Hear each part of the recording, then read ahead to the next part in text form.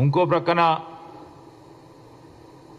ఉపాధ్యాయ సంఘం ఉద్యోగ సంఘాలకు సంబంధించి ఒక విజ్ఞప్తి చేస్తూ ఉన్నాం. కని విని ఎరగని రీతిలో ఈ రాష్ట్రానికి సంబంధించిన యువత, ప్రధానంగా గ్రాడ్యుయేట్ సోదరులకు సోదరిమణులకు ఉపాధి కల్పించాలని ఆలోచన చేస్తూ ఒక్క సంవత్సర కాలంలో 56,000 ఉద్యోగాలు అందించిన తర్వాత,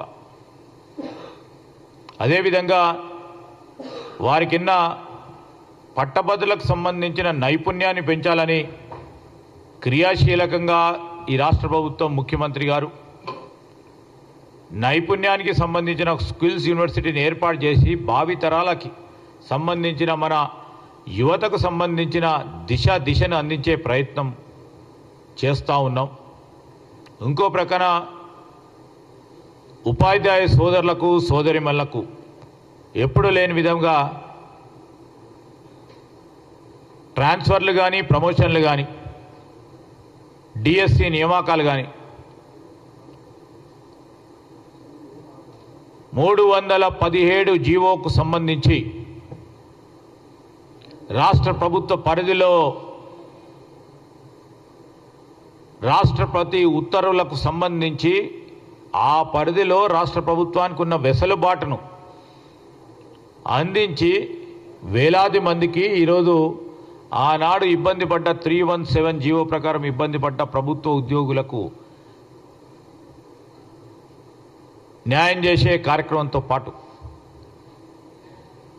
ఒకటి తర్వాత ఒకటి చేస్తూ ఉన్న తరుణంలో తప్పకుండా ఇంకా కూడా చేసే క్రమంలో ముందుకు నడవాలని మీరు ఆలోచన చేస్తే తప్పకుండా చేసి ముందుకెళ్తాం. ఒక స్ఫూర్తిదాయకమైన ఆలోచన మా నిరుద్యోగ సోదరులు కానీ, పట్టభద్రులకు సంబంధించిన మిత్రులే కానీ, ప్రధానంగా బీజేపీ తోడుగా నిలబడ్డ బీఆర్ఎస్ వారి మాటలకి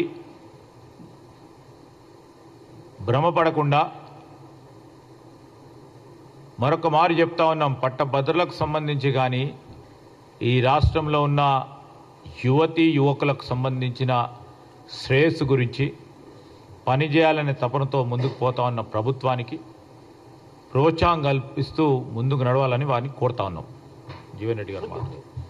ఎనీథింగ్ మీరు చెప్పండి. ఇప్పుడు మేము అనేక సందర్భాల్లో అనేక రంజాన్లు వచ్చినాయి, అనేక పండుగలు వచ్చినాయి. ఎన్నిసార్లు గిఫ్ట్ ఇచ్చుంటాం?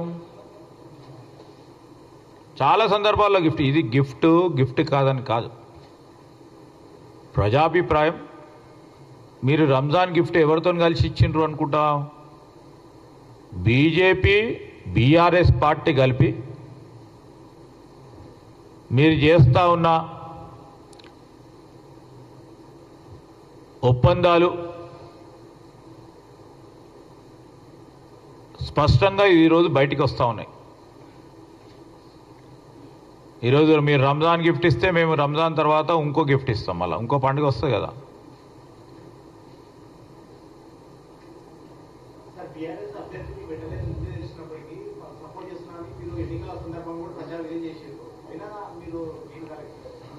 గేను నా గేనని ఉండదమ్మా. ఈరోజు బీఆర్ఎస్ నేను చెప్పినప్పుడు 2-3 రోజుల ముందు కూడా స్పష్టంగా అన్ని హంగులాలతో బీజేపీ గెలవాలని ప్రయత్నం చేశారు. మీరు బీఆర్ఎస్కు సంబంధించి ఆనాడు ఖండన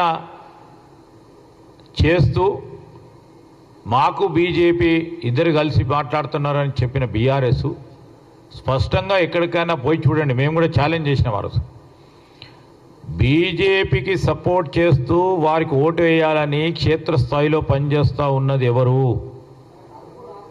ఏదైనా గ్రామానికి వెళ్ళి చూస్తామని చెప్పినారు, ఛాలెంజ్ కూడా చేసినాం. ఈరోజు రెండు కలిపి ఒక ప్రయత్నం చేశారు. నేనంటే ఉన్నా పాపం రవీందర్ సింగ్కి రవీందర్ సింగ్ నేను బీఆర్ఎస్ నుంచి నేను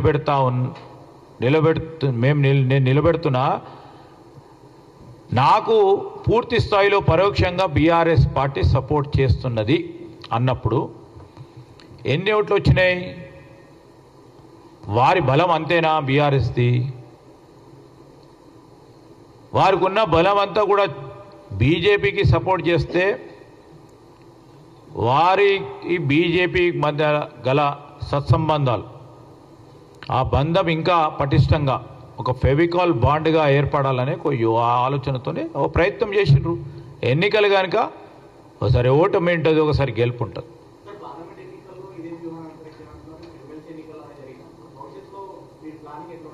డెఫినెట్లీ మేము ఇవన్నీ కూడా ఆలోచన చేస్తాం. ఇప్పటికైనా కాంగ్రెస్ పార్టీ ఒక సిద్ధాంతం, సెక్యులర్ సిద్ధాంతంపై నడిచే పార్టీ. ఆ సిద్ధాంతాన్ని నమ్ముకొని ముందుకెళ్తాం. ఒక పక్షాన ప్రభుత్వం చేస్తూ ఉన్న సంక్షేమ అభివృద్ధి కార్యక్రమాలు చెప్తూ పార్టీ పరంగా రాబోయే కాలంలో సంస్థాగతంగా కూడా బలపడటానికి అనేక చర్యలు తీసుకుంటాం, ముందుకు తీసుకెళ్తాం. ఎక్కడైతే చిన్న లోపాలు ఉన్నాయో ఆ లోపాలను కూడా సవరణ చేసుకుంటాం.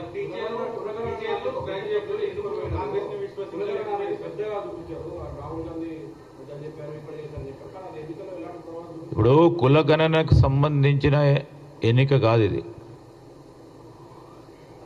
కులగణన మొదలుపెట్టాం, దాని ఫలితాలు కనబడే తరుణంలో మేము ఈరోజు రాహుల్ గాంధీ గారు స్పష్టంగా చెప్పినారు, మేము ఈరోజు కులగణన చేస్తూ ఉన్నామంటే రాజకీయాల గురించి కాదు,